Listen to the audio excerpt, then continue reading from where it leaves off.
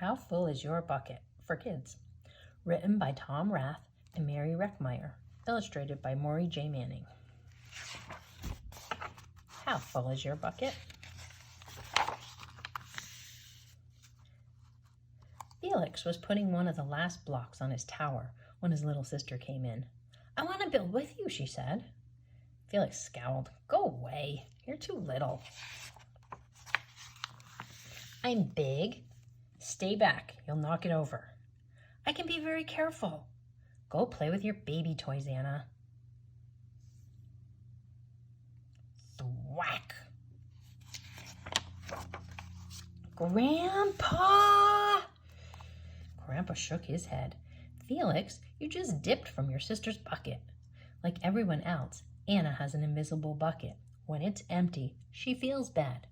But when it's full, she feels great. Did you ever notice your own bucket? Invisible bucket? Sometimes Felix couldn't quite tell when his grandfather was joking.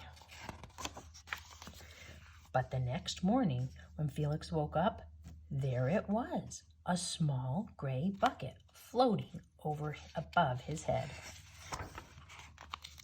When Felix came down to have breakfast, his mom was in a hurry.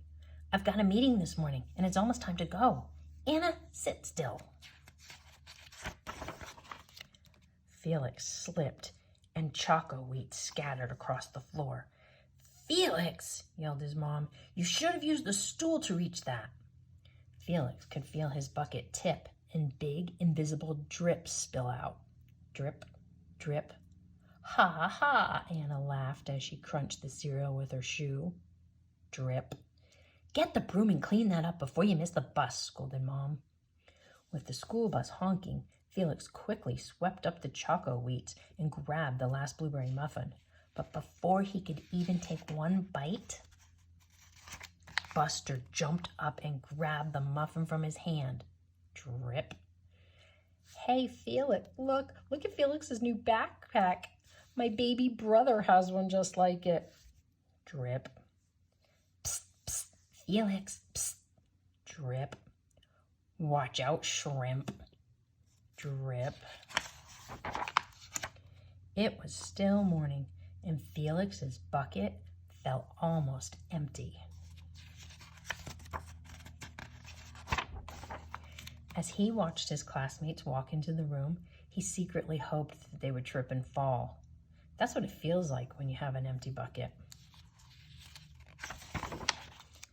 Felix slumped into his seat and waited for something else bad to happen. Mrs. Bumblenickle walked slowly up to his desk and handed him a paper. He could hardly bear to look. "Felix, you wrote a wonderful story. Would you please share it with the class?" Felix grinned and felt a big drop land right in his bucket. Drop! The class grew quiet.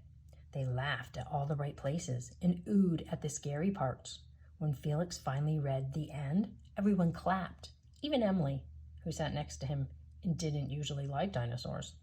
Felix felt a whole shower of drops land in his bucket. Maybe the day wouldn't be so bad after all. Drop, plop, blink, drop. The Gigantosaurus Who Wanted a Pet, by me, Felix. Drop. The note says, "Love you, Mom." Team captains today are Veronica and Felix. Drop. Nice cow. It's a dog. Well, nice colors there, Felix. Cool laser ant backpack, Felix. By afternoon, Felix's bucket was nearly full. At recess, when he looked around, Felix suddenly realized that his grandpa was right. Everyone else had a bucket too. "Let me help you." Drop, drop. "Here's your baseball. Catch." "Thanks, dude." Drop, drop. "Hi, I'm Felix. First day?" "Yes, I'm Amir." Drop, drop.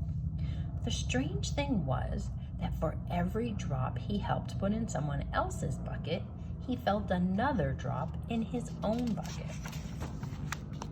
When Felix burst in the door after school, he shouted, "You were right, Grandpa. I do have a bucket, and I understand how it works." Then he saw Anna's torn doll. "Bad dog," he almost scolded. But then he thought, dogs might have invisible buckets too.